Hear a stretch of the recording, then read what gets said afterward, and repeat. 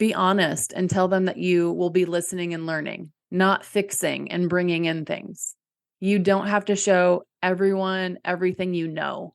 Instead, show them the leader that you are. Be intentional with your time and with the questions that you ask.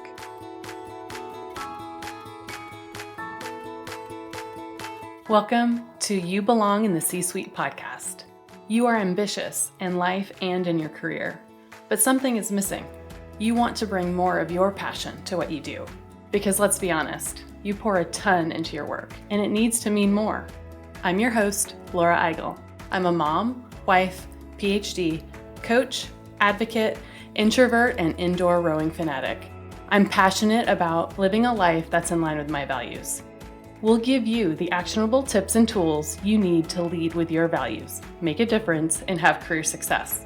The world needs more diversity and authenticity in the top jobs at organizations. Your leadership belongs there. You belong in the C-Suite. There's a growing theme among the leaders that I coach: overwork and overwhelm. If you know me well, you know that I don't believe in work-life balance. Instead, I believe in setting priorities and building boundaries aligned to your values.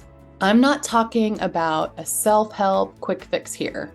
A bubble bath and a glass of wine aren't going to solve your problems. I'm talking about truly prioritizing what matters most to you. Let me teach you how to build a boundary and, more importantly, how to keep it. Join us in my on-demand Build a Boundary with Me workshop. In 45 minutes, I'll teach you how to build a boundary that will help prioritize you. You'll learn how to set up a system that will enable you to keep that boundary, especially on the hard days. You'll learn the secret to actually keeping your boundary, especially when you're pulled into 10,000 different directions. And you'll get the clarity of knowing what to say yes and no to, and the peace of mind of knowing you made the right decision. If you're ready to prioritize what matters most to you, let go of others' expectations, and keep your boundaries, sign up for our on-demand Build a Boundary with Me workshop. Go to thecatchgroup.com/boundary workshop. That's thecatchgroup.com/boundary workshop to get instant access to the Build a Boundary with Me workshop and take that first step to build the life and career you want. When you sign up, you'll also get invited to a live group coaching session at the end of the month. Can't wait to see you there.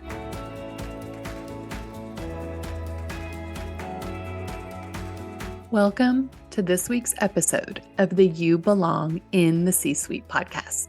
I've been a coach for more than a decade, both internally at Fortune 50 organizations and externally working with leaders across multiple industries and levels, from managers of small teams to coaching leaders in the C-suite. One of the most rewarding types of coaching that I do is when I coach leaders in transition. Transition may look like multiple things. It could look like a leader figuring out their next career move within their company, or it could include transitioning from one company to another or to another industry. And in that transition, there are multiple things that we work on, like deciding when is the right time to make that transition, or maybe gaining clarity on what the leader wants to transition to next. We may work on what a successful transition looks like after they have their next role planned out.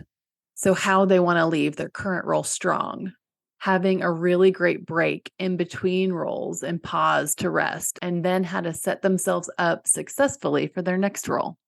Like working through what to take with them or what to leave behind, bringing in the confidence that they need and leaving some of those limiting beliefs behind. There's a lot to work on through transition to set yourself up for success. And today I'm going to talk about the 5 mistakes that leaders make when transitioning roles. These are the themes from my experience and from the experiences of my clients. Also, some themes of other coaches that they've seen that I'm in connection with as well. Some of these things I've fallen into myself as I've transitioned roles. So let's dig in and get started. The first mistake I see leaders make when transitioning roles They aren't setting boundaries. You know how much I'm obsessed with boundaries. As a reminder, my perspective on boundaries is that it's not a hard line or a wall. Instead, it's a boundary is a way to show care for your values and what is important to you. So when we are thinking about transitioning, often leaders are not prioritizing themselves in the transition. They're prioritizing the companies that they're leaving or their companies that they're going to. And in transition, it is just that it's transitioning, leaving one place to go to another. And so it's really easy to get pulled back to your old employer and to get pulled into the momentum of the new one. And even in the middle, in between two jobs, there's this really weird space in between. And so here are a few scenarios that I've seen recently with clients and what this looks like not having boundaries. So it might look like as they exit an organization, maybe overextending themselves as they leave. Maybe they're extending their time or the date that they were actually going to leave the organization, maybe to complete a deliverable or just doing work. I've seen leaders even attend meetings after their last day. So, say that your last day is on Friday and then you hopped onto a call the following week. That's a sign to me that you've not managed your exit from the organization and you've sacrificed your own time and often are not utilizing boundaries. Often you're doing this because you deeply care about your organization, about your team that you are leaving. And I get that, but it isn't going to do you any favors. Another way I see this is not setting boundaries in the interview process or in negotiation with the new organization. That may look like bending over backwards for this new prospective employer, being available at any time for an interview. In one instance, I saw a prospective employer ask for work product for a case study for a person who had been in multiple rounds of interviews. And be careful in these situations. Sometimes companies are overburdening candidates with unpaid work that they still may use within their company, and you may not even get the job. So just be careful. We are bending over backwards in the interview process. And this is a sign of what's to come with that employer. I want you to pay attention here and have boundaries about what you will do or won't do. It could also look like not having boundaries in the negotiation process with a new employer. Often leaders will go in with certain things that they want to negotiate, but they haven't done the work to establish non-negotiables, or they aren't negotiating at all sometimes with a new employer because they don't want to seem ungrateful.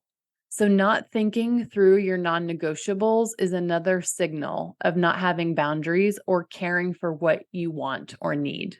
Another sign of no boundaries in the transition process is not taking a break in between roles. Some people leave a job on Friday and start again on Monday. And I understand that not everybody is in the place to be able to do that. But if you are, I need you to take a break. I need you to take longer than you think you will need. Usually a week is not long enough. I will say that I have never heard anyone say, "Oh, I wish I started my new role sooner." Often it is the opposite. They take a week in between and wish they would have taken 2 or 3.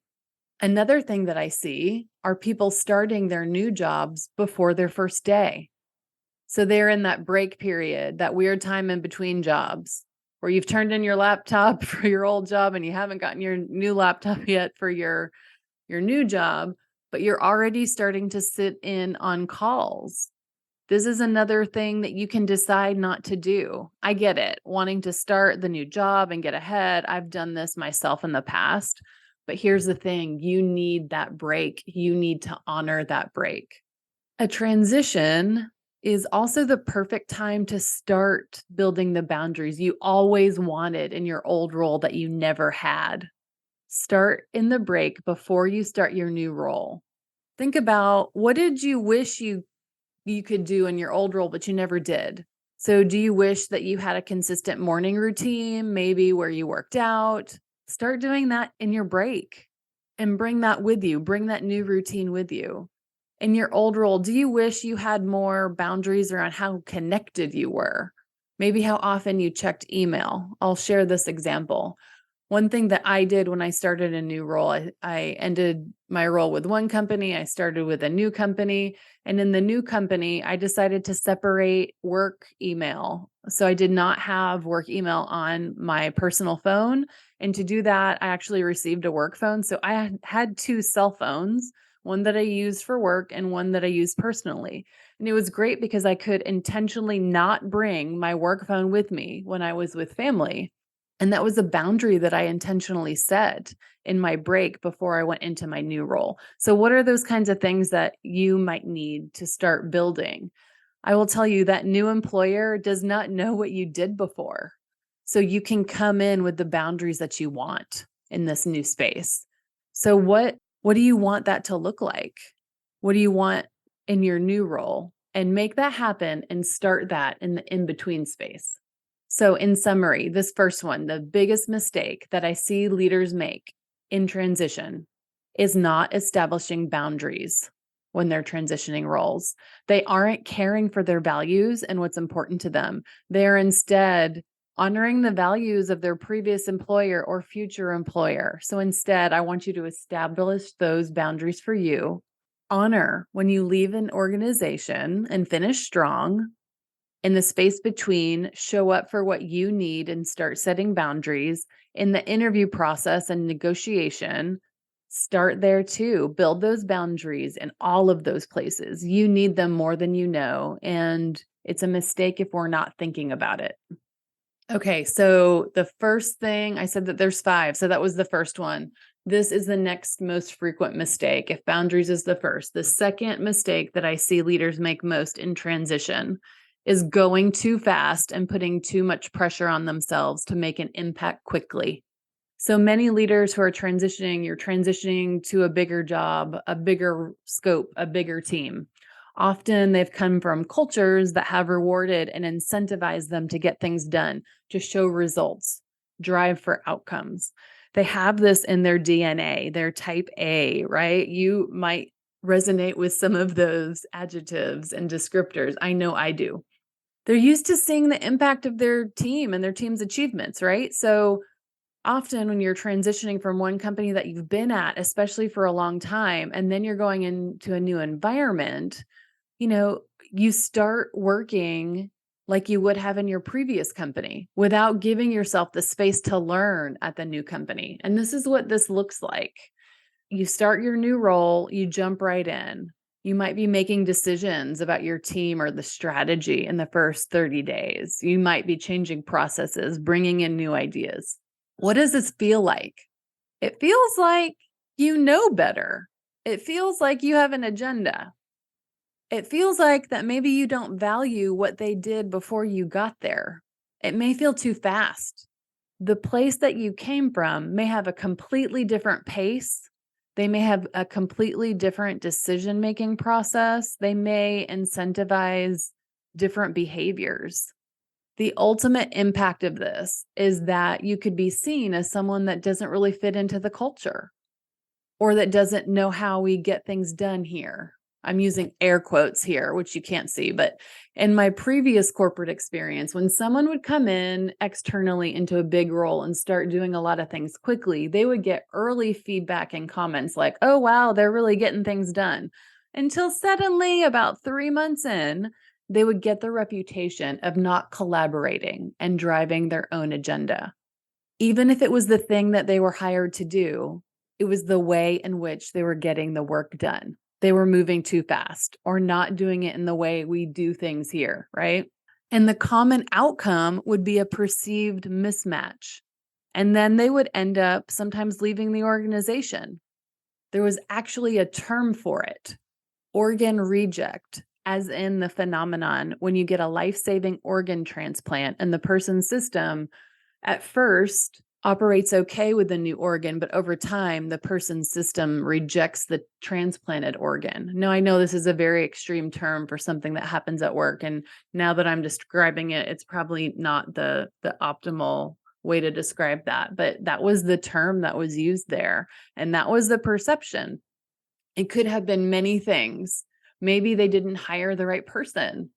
Or maybe they really weren't in alignment in the culture and in the values of the organization. But what I want you to think about that is going into a new existing organization. You are the person that is new that has to understand how the system works. The impact of this is the perception of moving too fast. And that maybe everything that that team has already done isn't good enough, right? So if you're moving too fast, you're making changes before you've taken in any data. So when you transition, instead, I want your number one job in the first 90 days is this. I want you to listen. I want you to get data in. You may have heard the term listening tour.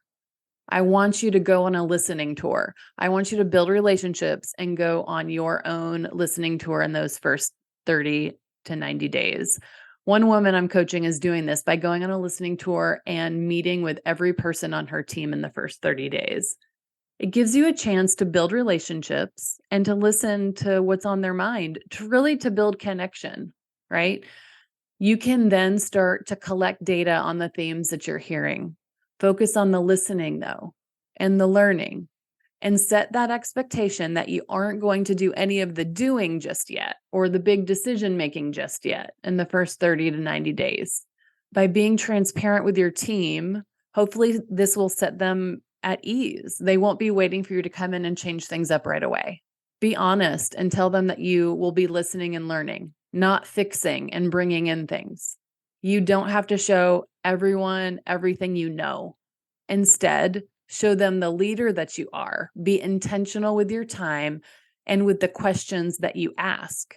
Learn about them as individuals and the support that they need in their roles. Then create some themes to share back with your team and your leadership to show them the insights you've processed from your listening tour. So those are the first two mistakes. One, not setting boundaries in the transition, and two, moving too fast.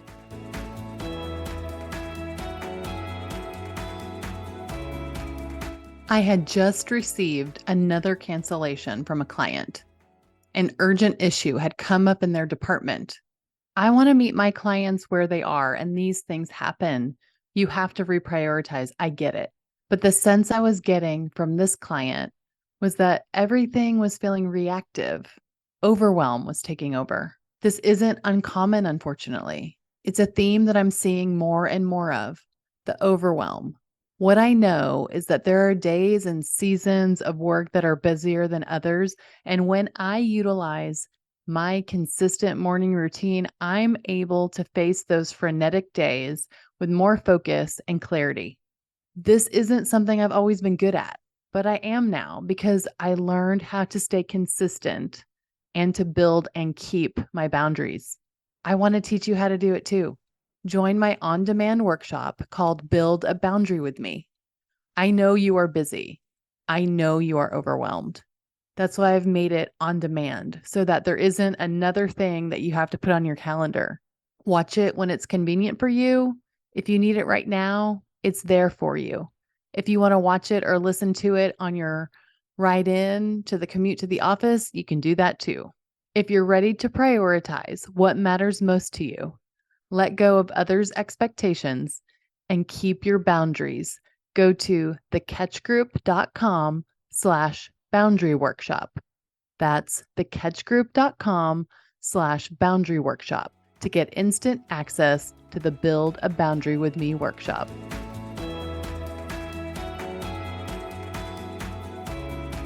The third mistake that I see leaders make in transition is not building team culture from day one.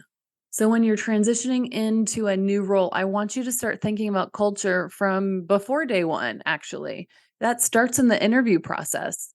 You know your values, and you are most likely trying to find a job in a company that aligns to your values. I want you to start your interview process by thinking about how you will build your team's culture and how you'll do that in alignment with the organization's values and culture. What this looks like when you don't do it. When you make this mistake, it looks like diving in too much to the strategy. It looks like being too focused on the business, what it feels like, that you may not be valuing the people that work for you. that you may not be giving feedback, that you aren't being intentional with rewards and recognition with your team and at the organizational level, that you are out of touch with what truly motivates and drives engagement of your team. I think the best time to think about setting your team culture is in your transition because it sets a precedent on what's important to you. When you get into a role, people are paying attention, especially in the first 90 days in your role. People are paying attention to what's important to you, what you do, your reactions to things. To set yourself and the team up to create the results that you want, I want you to be intentional about setting up the team culture you want from the beginning. I teach leaders how to do this in my group coaching program in a way that aligns to their values and their leadership style. You do it through communicating what's important and then consistently following through with those actions in multiple forums, in one-on-ones with team members, in team meetings, and in department meetings. There's a way to intentionally do this. And this leads me to the fourth mistake that I see leaders making in the transition. The fourth mistake, not having a transition plan or onboarding plan or not sticking to it. They think that the transition is just a phase of starting a new job. I will tell you those days will go by whether or not you have a plan in place. And the things you prioritize or react to will consume your days. So what this looks like when you don't go in with a plan. The leaders that don't go in with a transition plan often say that starting their new job is like drinking from a fire hose. It may feel like that no matter what, but how you spend your time and what things you do, how many hours you work, all of that looks differently when you have a plan or when you don't. It could look like going to all of the meetings that people invite you to, extending your days, saying yes to go on trips or to give feedback on a project or something. And then 30 days later, looking back saying, I would have made a different decision knowing what I know now because I've learned so much in my first 30 days. But maybe it's jumping in too much on different things. So what does it look like with a transition plan? It means having a strategy for your first 30 days, your first 60 days, your first 90 days with measurable outcomes. Now you might say, well, of course, I'm going to go in with a plan, Laura. I am not ill-prepared. I'm not saying you are, but I'm also saying that you are most likely underestimating your likeliness to stick to your plan and the specificity of that plan. When I ask leaders what their transition or onboarding plans are, usually they tell me a few high-level objectives like meeting specific team members in a certain order, getting to know the business, and then building a strategy. What they sometimes forget is to then operationalize that plan. They start accepting lots of meetings with everyone. Their days get filled with meetings that they quote unquote need to be in, because everyone's so excited that someone is now doing this job. It's important that they're, a part of it to make decisions now that they're physically in the seat or virtually in the seat for remote work. But they're being inundated with no gauge or filter on the importance of which things they should prioritize. Sometimes they have administrative help, sometimes they don't. Sometimes they have a mentor within the company, sometimes they don't. Sometimes they've thought about team culture, sometimes they haven't. They start with the intentionality of having a transition and onboarding plan, but when the rubber meets the road, they look up and realize that 60 days have gone by and they really haven't done the things that they had the intention of doing when they first started. And once that time is gone, it's gone. There's no getting it back. There's this really interesting sweet spot of being new, and you don't get to relive those days. So going in with an intentional plan is an important one and a mistake I don't want you to make. So we've talked about 4 mistakes so far that leaders don't get right in transitioning roles. First, not setting boundaries early. Second, going too fast, putting too much pressure on themselves to make an impact quickly. 3, not building team culture from day one. And 4, not setting up or sticking to a transition or onboarding plan. Now let's talk about the last one, the 5th one. Here it is. The 5th mistake that I see leaders make most in transition, not having a coach. So not having a coach. What does this look and feel like? This one I'm going to share from my own experience. You'd think I would have known better, but I didn't. Let me set the stage. I had worked at a company for over 10 years, and I was transitioning to a new role, leading a department and my first role in the C-suite at a new organization. I was walking into an organization that I had built a relationship with, my new manager, through the interview process. He was amazing. I knew I would love working for him. After the interview process, we even had a meeting with a coach who had done an assessment on both of us and did a meeting to tell us about how we would be compatible working together. And if things went off the rails, what those scenarios may be to watch out for. And so I really felt like I was set up for success. I thought I was intentionally building my team and focusing on culture. I thought I was prioritizing all these things. Until one day, about 90 days in, I was at one of my first trips and found myself just overwhelmed and just wondering how everything had gotten so crazy so fast. And it was in one of those moments of overwhelm, the imposter syndrome was big for me, and I was just questioning everything. I felt alone. I had a really great relationship with my manager, but here's the thing, I didn't wanna go to him because I didn't want him to think that I couldn't handle it. I couldn't go to my team because I was their manager, and there I was. I felt kind of untethered. What I know now is that I should have had a coach. I should have invested in one in my transition, whether that was sponsored by my organization or if I had paid for it myself. Either way, I hadn't thought about it, even though I had already been a coach myself. Now, that's the advice I give everyone, especially if you're going into a big position. You need more support than you think, and you deserve that support. It would have given me an intentional space to have conversations with a trusted advisor. It would have given me a space to kind of ground myself, a sounding board, another perspective. I think back to how I handled it at the time. I probably over indexed on using a few close friendships and my husband to talk about work. And that's fine to do, but I think I would have figured out more things faster. I would have had less anxiety and really just more confidence if I had an intentional space and knew I had someone to chat with who would also have kept me accountable and focused on a transition plan. Again, now this is the feedback that I give all leaders transitioning into a new role in a new company. Get a coach. Sure, I want you to use me as your transition coach if you're somebody that resonates with this content. But I also have a huge network of coaches that I refer when my schedule is full or if there is a better fit for a leader. Compatibility is really important in that coaching situation. So, in my own experience as a leader in the C suite, if I could have done one thing differently in my role, it would have been that in that transition, it would have been to get a coach. That's what I would have prioritized for myself, knowing what I know now. I think about me in that role and I think, wow, if I could have gifted myself a bit more confidence, a bit more space for intentional growth, I would have most likely shown up as a better leader for my team, a better direct report for my manager, and a more present mom, wife, friend, all the things, because I would have had an intentional space. Don't get me wrong, I loved that role and that manager, and most of all, that team. I'm still connected to so many of them, but that's the thing I'd do differently. That's the thing I'd wish for that version of myself.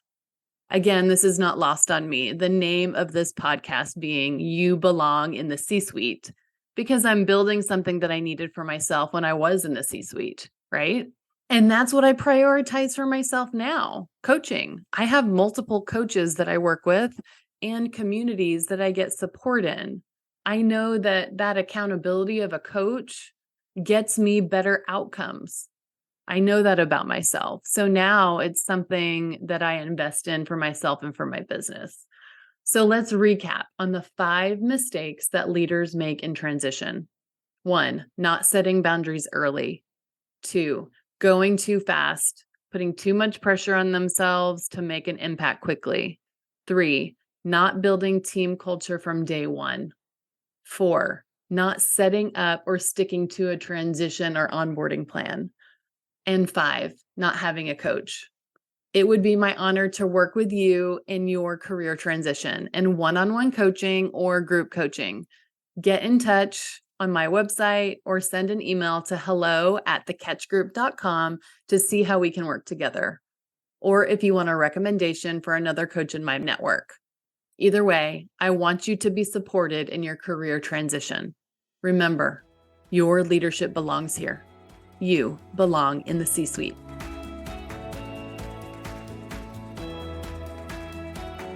I want to thank you so much for listening to the You Belong in the C-Suite podcast. If you are enjoying this content, please remember to rate and review on Apple Podcasts. By leaving a review, you are helping others find this content. We will be featuring 5-star reviews on air in upcoming episodes. Editing and support for the podcast is done by S&E Podcast Management. To get more tips and tools to help you live a life guided by your values, go to thecatchgroup.com. Keep your boundaries and take care.